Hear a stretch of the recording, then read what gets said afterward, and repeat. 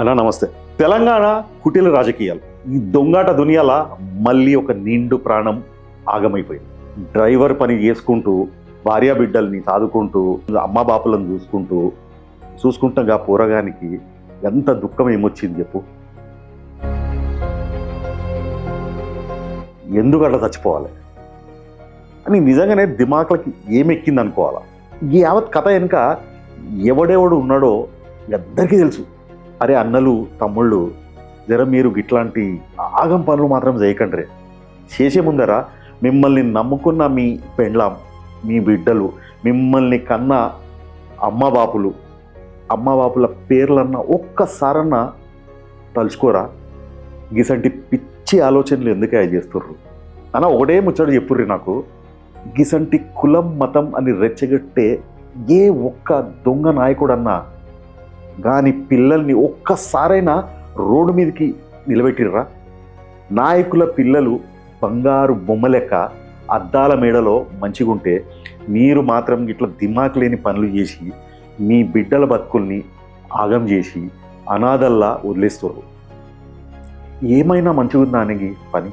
అరే భయ్యా, ఒక్కరికన్నా తెలివి రాదా? వాని అవసరం కోసమే వాడు మీ చుట్టూ తిరుగుతాడు. పని అయినాక ఈ బద్మాష్ దొంగ నాయకులు కన్నెత్తి కూడా చూడరే. అది మీకు తెలిసినా కానీ మీరు వినరు.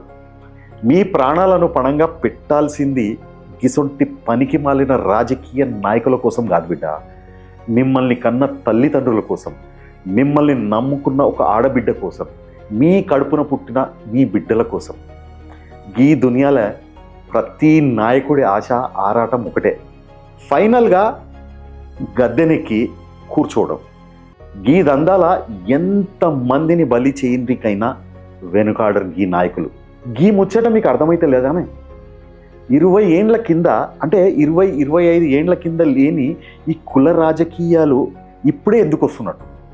ఎందుకంటే బిడ్డ, ఈ సో కాల్డ్ వెల్ ఎడ్యుకేటెడ్ సన్నాసి నాయకులకు దమ్ముగా ఎదిగే ధైర్యం లేక ఈ కులాన్ని ఎత్తి చూపుతూ కుటిల రాజకీయాలు చేస్తుర్రు.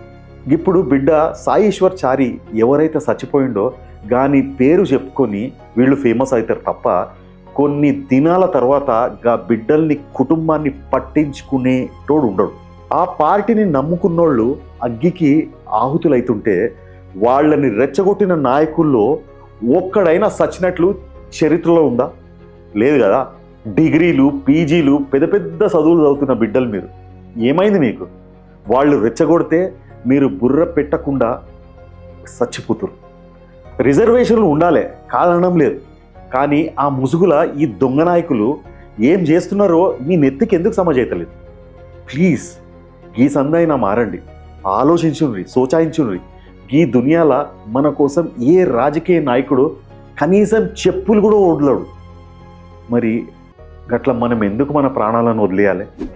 పోరాటం చేసేటోడు వీరుడ్లా పోరాడతాడు. పిరికి సన్నాసులే వెనుక నుండి అమాయకులను రెచ్చగొట్టి పబ్బం గడుపుతారు. మీ కడుపులో తలకాయ పెడతా మీ బాంచన్. నేను తప్పేమన్నా మాట్లాడితే నన్ను క్షమించారు. నమస్తే అన్న.